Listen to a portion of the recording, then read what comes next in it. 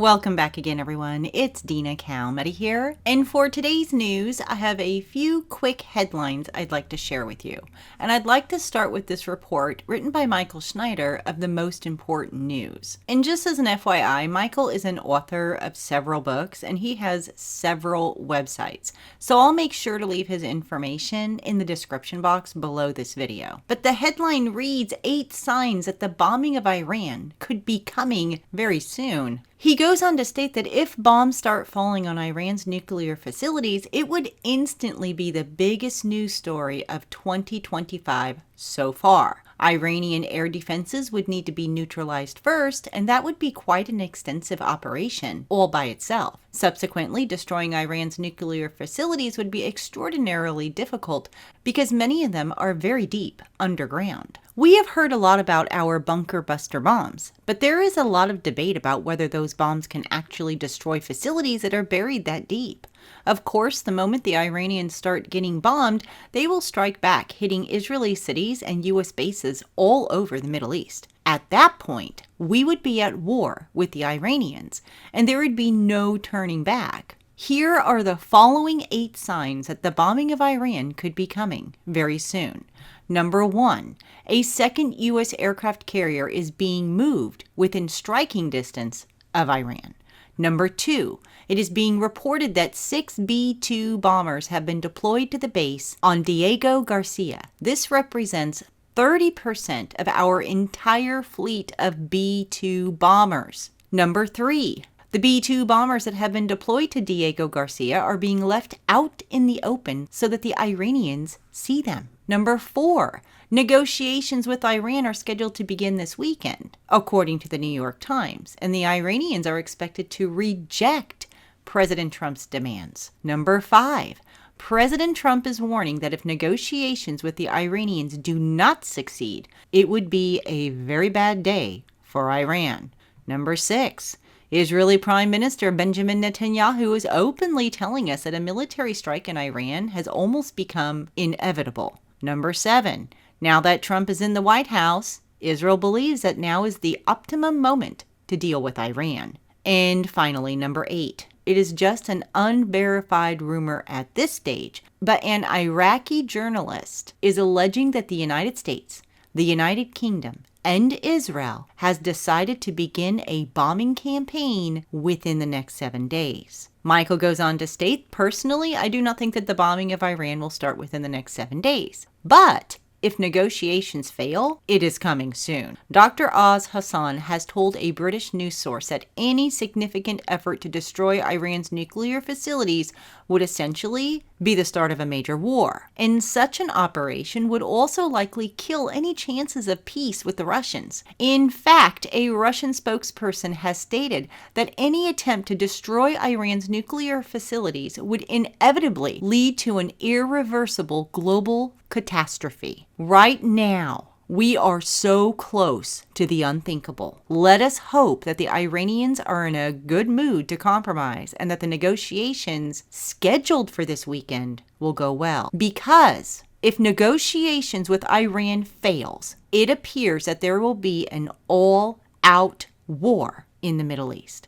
And I have to agree with Michael here. Things could get very bad very quickly. So let us hope that things go well this weekend. With that said, here's a report from The Sun. A powerful nuclear weapon that's 24 times stronger than the bomb that killed hundreds of thousands of people at Hiroshima is underway.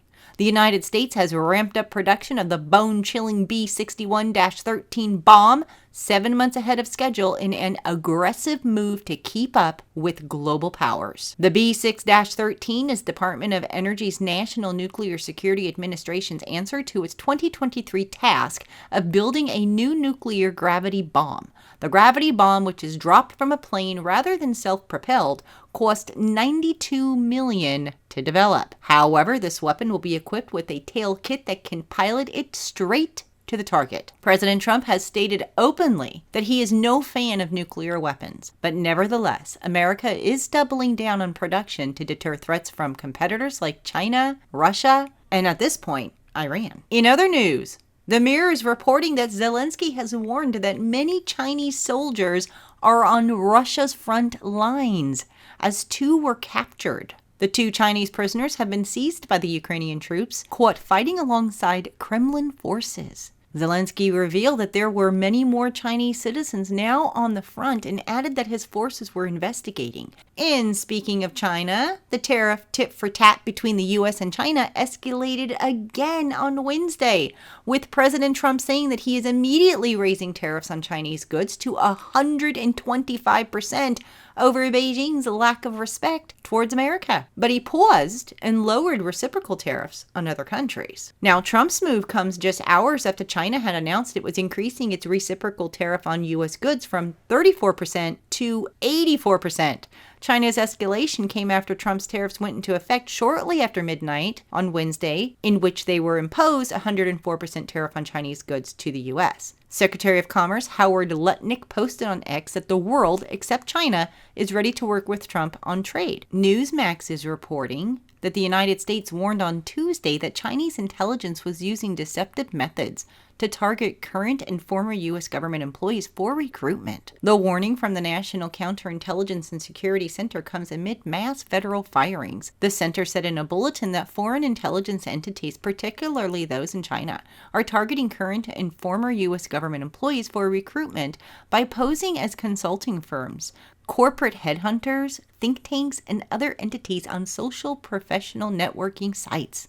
The center said that deceptive online job offers and other approaches have been more sophisticated in targeting individuals with U.S. government backgrounds seeking employment. It warned current and former federal employees of such approaches. The Post-Millennial is reporting that a judge has demanded that the Trump administration reinstate the AP to special status after Gulf of America naming dispute. In a new ruling, Judge Trevor McFadden granted an injunction calling the administration's move blatant viewpoint discrimination and saying that it violated the First Amendment, per CNN. The White House had restricted AP's access to the Oval Office and East Room after the outlet declined to adopt President Trump's renaming for the body of water. The court said that the AP doesn't have a constitutional right to be in those spaces, but it does have a right not to be excluded because of its editorial stance. Finally, it reports that the court found no other plausible reason for the AP's exclusion.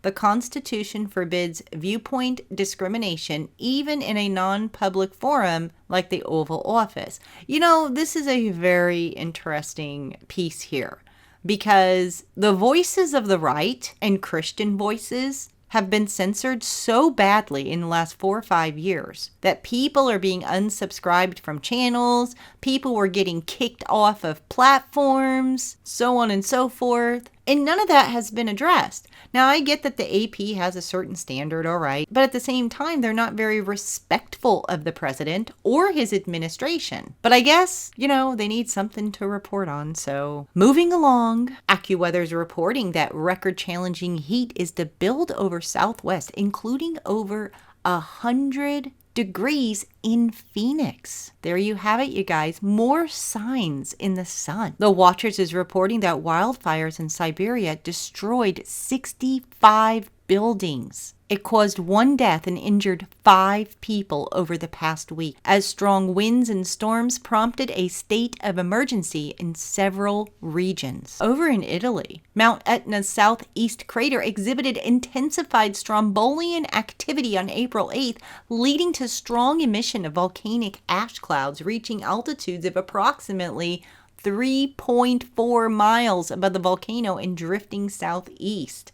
The aviation color code was raised to red, so she is still huffing and puffing over there at the Etna volcano. In the Philippines, a restive Philippine volcano briefly erupted on Tuesday on a central island, sending a 2.4 plume of ash and debris into the sky and forcing authorities to suspend school classes in 4 villages due to the ashfall. Thank goodness there were no reports of injuries or damage on Mount Kanlaon's latest eruption. A very sad story. The Watchers is reporting that at least 33 people have died due to flooding in Kinshasa, the capital of the Democratic Republic of Congo, after heavy rainfall began in the night of Friday, April 4th, 2025. Authorities have warned that the death toll may rise as rescue operations have continued. The floods have disrupted transportation and essential services, placing further strain on the city's infrastructure. At least 23 people have died due to severe weather and flash floods sweeping the South and Midwest since early April 2025. The catastrophic weather, marked by heavy rain, widespread floods, and tornadoes, has left a trail of destruction across multiple states. Tennessee reported the highest number of fatalities with 10, followed by Kentucky with 4, including a 9-year-old boy who was swept away in Frankfurt. This is so sad, you guys. Missouri confirmed 3 deaths, including a 16-year-old volunteer firefighter, while Arkansas reported 2, including a 5-year-old child. Georgia has also reported 2 fatalities in Muscogee County, and Mississippi and Indiana each confirmed 1 death. Very, very sad situation, and our thoughts and our prayers are with you guys. Happening this weekend? Well, we're going to have a pink full moon. It will rise across U.S. skies ahead of a meteor shower capable of creating bolts of blue.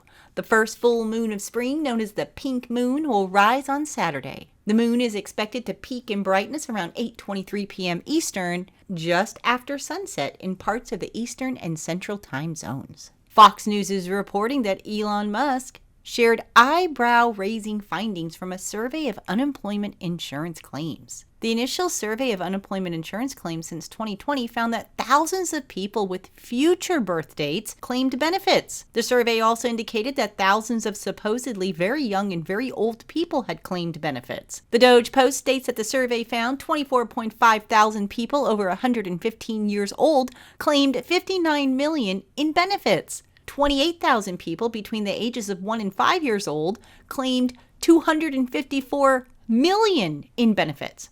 And 9.7 thousand people with birth dates over 15 years in the future claimed $69 million in benefits. In one case, someone with a birthday in 2154 claimed $41,000. Fox News Digital reached out to the Department of Labor for comment, and the Department of Labor said that this is another incredible discovery by the Doge team, finding nearly $400 million in fraudulent unemployment payments. The Labor Department is committed to recovering American stolen tax dollars, and we will catch these thieves. Very interesting finding here, you guys, and I can't help but laugh a little bit because it's crazy just what the headline says. I'm just curious what else they're going to find out in the future. And with that said, those are your headlines for today. Please do leave your comments below this video. I'd love to hear from all of you. When you have some time, come on over and visit me on our social media pages, such as Facebook, Truth Social, Telegram, MeWe, Getter, X. We just opened a new TikTok account about a month ago. Come on over there, see what we got going on. And also come on over to our website at www.cww7news.com. All right, everybody, have a wonderful day and a great weekend, and I'll see you on Monday.